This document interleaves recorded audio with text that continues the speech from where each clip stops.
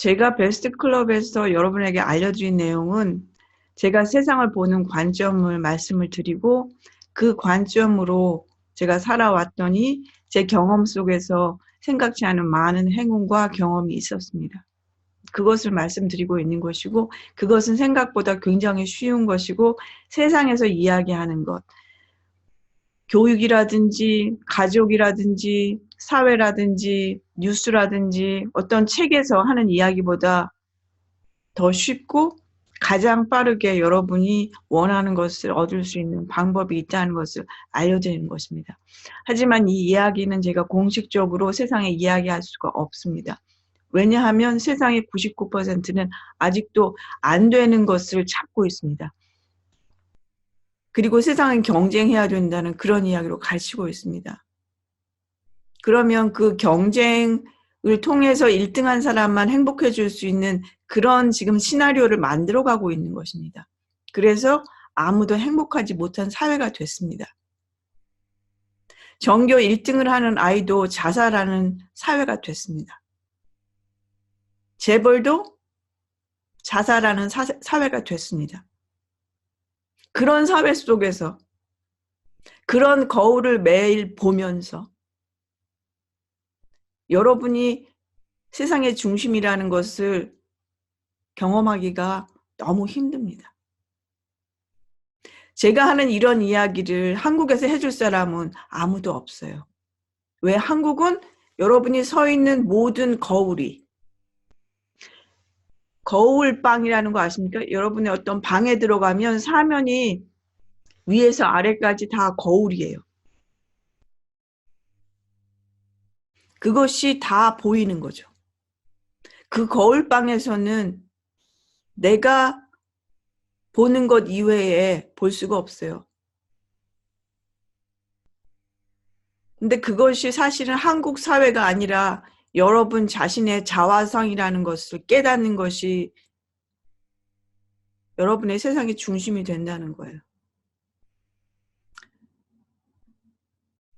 내가 세상의 중심이라는 것을 느꼈습니다. 그동안 베스트 클럽을 통해서 제가 세상을 보는 관점을 연습했을 경우에 이분의 경우에 내가 이 세상의 중심이라는 것을 느꼈습니다. 경험으로 내 중심이 더 중요하다는 걸 체험한 거죠. 이 뜻은 거울방에서 비춰지는 그런 것들에 더 현혹되기보다 그것이 사실은 조건과 환경이에요. 내 밖에 있는 것에 현혹되기보다 내가 중심이다. 내가 이 거울의 반영을 만든다는 것을 스스로 체득했다는 뜻입니다. 사실은. 내가 웃어야 거울이 웃는다는 것을 알게 되었다는 겁니다. 그래서 이분의 말씀은 타인의 말에 그렇겠다, 그렇구나 하다가 그런 말에 따라가지 않고 내가 중심으로 옳고 그름을 판단하는 능력이 생겨서 내가 중심이라는 것을 느꼈다는 것입니다. 거울의 방에서 지금 비춰지는 그런 찡그려진 그런 얼굴들, 그것이 조건과 환경, 그 사람들이 울고 있어요. 저 사람들이 나를 비판해요. 저 사람들이 나쁜 사람들이에요. 저 사람이 얼굴을 찡그리고 있어요. 그것이 아니라 내가 웃지 않기 때문에 거울의 상이 그렇다는 것을 스스로 인식했다는 뜻입니다. 타인의 말이라는 것은 그것이 조건과 환경이고 내 밖에 있는 것입니다. 내 밖에 있는 것을 내가 바꾸는 방법은 내가 변하는 것입니다. 내가 변한다는 것은 일반적으로 우리 한국에서는 불교적인 어떤 전통 때문에 모두 내 탓이다 그런 말 하죠. 너가 잘못했으니까 너가 바뀌어야 된다. 그런 뜻이 절대로 아니고 내가 세상의 중심이기 때문에 내가 원하는 거울의 상을 보기 위해서는 내가 바뀌어야 된다는 거예요. 내가 웃어야지 거울이 웃는다는 겁니다. 지금 4차 혁명을 제가 계속 말씀드리고 있는데 4차 혁명, 4차 산업혁명이라는 것은 단순히 어떤 지식 정보가 발달하는 그런 산업혁명이 아니라 인간의 의식이 높아지는 그런 변화입니다.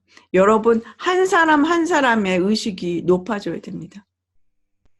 여러분들이 지금 접하는 기사나 뉴스가 어떤 다른 사람의 관점에 의해서 쓰여진 것이라는 것을 안다면 뉴스나 기사에 현혹되거나 그럴 필요가 없어요.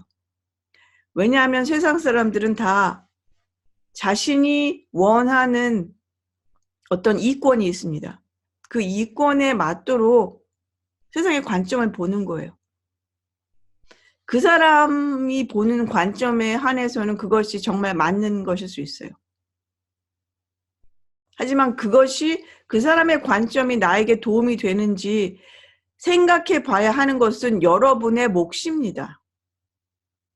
그 사람이 겉으로 봐서 얼마나 좋은 조건에 있는 사람이고 얼마나 영향력이 있는 사람이든 그 사람 이야기에 그 사람이 보는 관점으로 이야기하는 세상이 나에게 도움이 되는가를 생각해 보셔야 됩니다.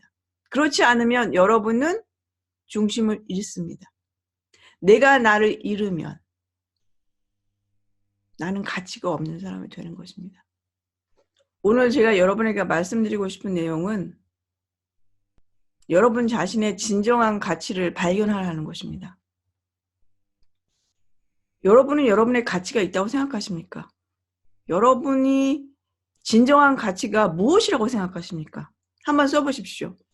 여기 계신 많은 분들은 물론 돈을 많이 벌고 싶어요. 그렇죠? 부자가 되고 싶어요. 더 유명해지고 싶어요. 더 명예를 갖고 싶어요. 원하는 게 있어요. 지금보다. 그럼 그것을 얻기 위해서는 여러분의 가치와 바꾸는 것입니다.